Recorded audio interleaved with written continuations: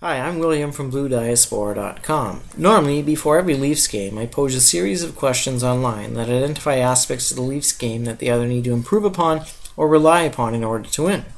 Unfortunately, Stephen DeCarly beat me to the punch tonight, posting 5 of his own questions on the website. This has put me in a bit of an awkward position because I don't have anything else prepared tonight, and tonight is actually a fairly important Leafs game. It pits the Leafs against the Ottawa Senators, a resumption of the Battle of Ontario, which could have huge playoff implications. So, I've decided that instead of submitting my own list of questions, which would compete with the much more worthy list of questions submitted by Stephen, that I would simply share my questions in a video format.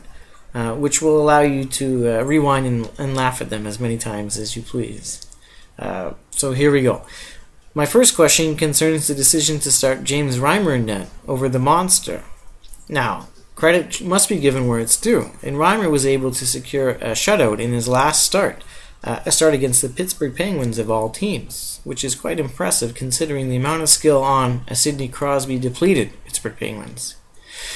My concern with starting Reimer really focuses around the motivation behind the decision to start him. I don't at all doubt or contest the fact that he was able to shut out the Pittsburgh Penguins, and I don't contest the idea that he has a lot of skill on upside. If anyone is a James Reimer fanboy, it's me. My problem though, or my potential problem, concerns the motivation, as I said. So, have the Leafs decided to start Reimer because they truly believe he offers them the best chance of winning, or is it because they want to give him an opportunity to reclaim the #1 job in Toronto? If it's the first reason that I suggested, then I have no problem with the decision to start him tonight. If he's the goalie they feel is most likely to put another win in the win column, then start him by all means. But if they decided to start him simply to give him an opportunity to reclaim the starter's position, this I have some trouble with. The Leafs aren't really in a position where they can take chances on guys. They can't say, okay, Reimer, we have 2 or 3 games where we can afford to not make up any ground. No, that's not where the Leafs find them today. And part of that reason is because of the poor play of James Reimer since his return from post-concussion symptoms. Not concussion symptoms, though. So, if it's because they think Reimer will get the win, go for it. If it's because they want to give Reimer a chance to reclaim the #1 job, I think they should hold back and start the Monster instead. However, the decision's already been made, so we can only hope that James Reimer will play like James Reimer. My second question concerns the top lines from both teams. This is actually quite interesting.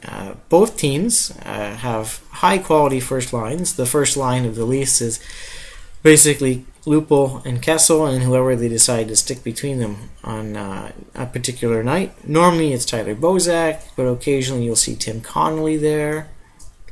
For the Senators, you have Jason Spezza and Milan Michalek, which has really been their key offensive weapon, although it must be admitted that Alfredsson has seen, I don't want to say a resurgence, because he's always had that skill and level of talent and compete in him, but it has caught a lot of people by surprise that he's been able to perform at this level. But again, I want to focus mainly on the offensive weapons on each team. So Kessel and Lupul in their last 5 games have a goal and an assist between them. Obviously, Lupul assisted on a Kessel goal. And for the Senators, Spezza and Michalek are actually pointless in their last 5 games. So it'll be interesting to see which of the first lines from either the Leafs or from the Senators, of the two, which is able to pick it up and finally put some points back onto their hockey cards, so to speak, to make a difference.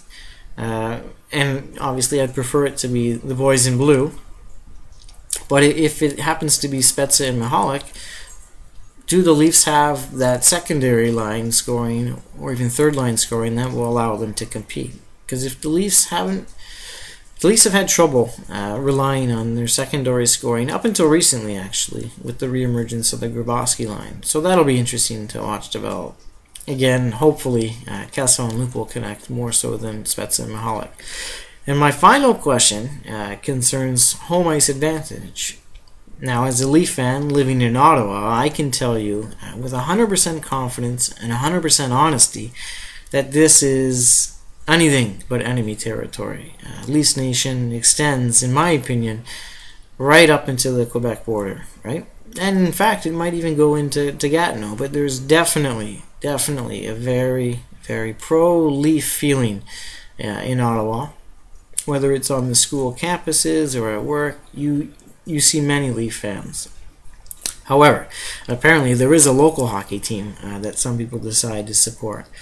So we'll see how that pans out tonight, and whether or not Scotiabank Place seems to cheer for the blue or for the red. Now, my guess is that it'll be a split to the benefit of the Leafs, in that anytime you can take a home crowd out of it, or anytime you can mute a home crowd, it puts the visiting team at ease, knowing that there's not that extra layer of pressure around them. So, does home ice make an advantage for the Sens, or does home ice benefit the Leafs tonight? We'll have to see. And so thank you for taking the time to watch my questions and listen to them and read Steven's questions. Thank you. Good night. Yes, Senator fanboys, I realize I made a mistake. Michalek does in fact have a point in his last 5 games. He has an assist. But does it matter? No.